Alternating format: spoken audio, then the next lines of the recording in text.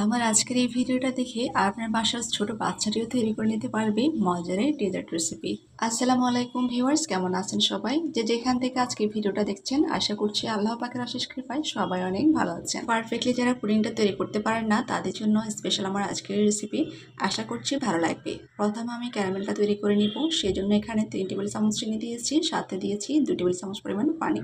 চুলার আগুনটা কিন্তু একেবারে মিডিয়াম লো হিটে আছে। চিনিটা গলে যখন কালারটা এই পর্যায়ে আসবে, সাথে সাথে চুলাটা অফ করে দিতে হবে। কারণ এই বাটিটা যখন পুরোটা গরম হয়ে গেছে, আর সেই গরম তাপের মাধ্যমে কিন্তু এই ক্যারামেলটার কালারটা এরকম অবস্থায় হয়ে যাবে অটোমেটিকলি। সাথে সাথে চুলা থেকে নামিয়ে ফেলতে হবে, অন্যথায় এই ক্যারামেলটা পুড়ে গেলে তখন পুডিংটা খেতে আর ভালো লাগবে না। ঠান্ডা একটা জায়গায় রেখে দিলে তখন ক্যারামেলটা এমনিতে খুব সুন্দরভাবে সেট হয়ে যাবে। পুডিং তৈরি করার জন্য মেইন যে উপকরণ সেটা এখন আমি এখানে নিয়ে এসেছি। এখানে আমি 5টা ডিম নিয়েছি। যেহেতু ডিমগুলো ছোট, এক্ষেত্রে যদি ডিমগুলো বড় হয় সেক্ষেত্রে 3টা 4টা হলেও হয়। তো যেহেতু এগুলো অনেক বেশি ছোট ছিল সেজন্য আমি 5টা নিয়েছি। কারণ আমি 1 লিটার দুধ নিয়েছি, আর 1 লিটার দুধকে আমি জাল করে একবারে হাফ লিটার করে নিয়েছি। তো এখন এগুলো আমি এই যে ডিমের সাথে মিশিয়ে নিব। এগুলো কিন্তু আমি জাল করে একেবারে ঘন করে নিয়েছিলাম। এগুলো মিশিয়ে নেওয়ার পরে এখন এখানে আমি চিনিটা ব্যবহার করব। এখানে আমি 1/4 কাপ চিনি ব্যবহার করেছি, যেটা একেবারে পারফেক্ট ছিল। সাথে সামান্য পরিমাণ লবণ আর এলাচ করে দিয়ে দিয়েছি, যাতে করে ডিমের এক্সট্রা কোনো গন্ধ না থাকে। এক্ষেত্রে আপনারা চাইলে কিন্তু ভ্যানিলা এসেন্সটাও ব্যবহার করতে পারবেন। সবগুলো উপকরণ একসাথে ব্লেন্ড করে নেওয়ার পরে এখন একটা ছাঁকনির সাহায্যে আমি এভাবে ছেঁকে নিচ্ছি। আর এভাবে ছেঁকে নেওয়ার ফলে আপনার ডিমের যেরকম একটু কোটাকাটি থাকে ওগুলো আর কোনো কিছু পুডিংয়ের সাথে যাবে না। পুডিংটা একেবারে স্মুথ হবে, ভালো হবে।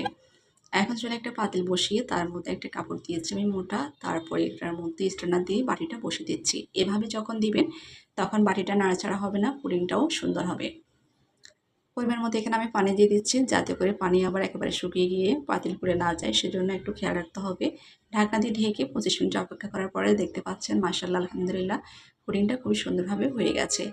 একটা স্টিক দিয়ে আপনারা দেখলে বুঝতে পারবেন যে এটা যখন পরিষ্কার হয়ে আসবে তখন পুডিংটা হয়ে গেছে। এটা ভেবে পুডিংটাকে তুলে নেবেন। এখন এটা চুলা থেকে নামিয়ে ঠান্ডা করে তারপর আমি ফ্রিজে রেখে দিয়েছিলাম 2 ঘন্টার জন্য। তারপর আমি মোল্ড আউট করেছি। এভাবে যখন মোল্ড আউট করবেন সেক্ষেত্রে অনেক বেশি সুবিধা হবে। খুবই সুন্দরভাবে এটা মোল্ড আউট করা যাবে, আর ঠান্ডা ঠান্ডা খেতে কিন্তু এটা অনেক বেশি মজার হয়। আসছে রমজানে একটু গরম থাকবে, আর সেই গরমে এমন একটা ডেজার্ট বানিয়ে আপনি যখন ফ্রিজে রাখবেন, ইফতার আইটেমে যখন এমন একটা ডেজার্ট খাওয়া হবে তখন দেখবেন শরীর মন দুটো একেবারে ঠান্ডা হয়ে গেছে। আর এ ধরনের ডেজার্ট আইটেম যখন থাকে সেটা আসলে খেতে ভালো লাগে। এখন আমি পুডিংটাকে মোল্ড আউট করে নিচ্ছি, আর এই মোল্ড আউটটা যখন করতে যাই তখন আমার কাছে কিন্তু ভীষণ ভালো লাগে, কারণ খুবই সুন্দরভাবে এটা সহজভাবে মোল্ড আউট হয়ে যায়, কোনোভাবে বাটিতে লেগে থাকে না। আর দেখতে পাচ্ছেন মাশাআল্লাহ অনেকটা সুন্দর হয়েছে, একেবারে সুন্দর করে পুডিংটা জমে হয়ে গেছে। সবকিছু মিলে আজকে ভিডিওটা আপনাদের কাছে কেমন লেগেছে অবশ্যই আপনারা কমেন্ট করবেন। যদি ভালো লাগে তাহলে অবশ্যই লাইক কমেন্ট শেয়ার করবেন, আর আপনারা একটা শেয়ারের মাধ্যমে যেন অন্য একজন দেখতে পারে। এখন আমি এটাকে কেটে নিচ্ছি। আর এই ধরনের পুডিংটা যখন আমরা তৈরি করি তখন আসলে এটা কাটতে ইচ্ছে করে না, কারণ এটা যখন দেখি তখন আসলে অনেক সুন্দর লাগে। অনেক চিন্তা ভাবনা করে আসলে কাটতে হয়, কারণ বানিয়েছি যেহেতু খেতে তো হবে। এই ধরনের ডেজার্ট আইটেম কোন কোন আপনাদের বাসায় খুব বেশি তৈরি করা হয় তারা অবশ্যই কমেন্ট করে জানাবা। আর একেবারে নতুন যারা আছো তারা অবশ্যই এটা ট্রাই করবা, ট্রাই করে কেমন হয়েছে সেটাও কমেন্ট করে জানাতে ভুলবে না কিন্তু। তো এই যে দেখছেন আমি এখন স্কোয়ার শেপ এগুলোকে কেটে নিচ্ছি, আর কেটে নিয়ে প্রথমে একটা আমিও খেয়ে নিচ্ছি। আলহামদুলিল্লাহ চিনিটা কিন্তু একেবারে পারফেক্ট হয়েছে। যারা কম চিনি খেতে পছন্দ করেন তারা এই পরিমাণটা দিবেন, দেখবেন অনেক বেশি ভালো লাগবে। ভালো থাকবেন সবাই, দেখা হবে আবারও সবার সাথে নতুন কোনো ভিডিও নিয়ে। সে পর্যন্ত সবার জন্য অনেক অনেক দোয়া ও শুভকামনা। আসসালামু আলাইকুম।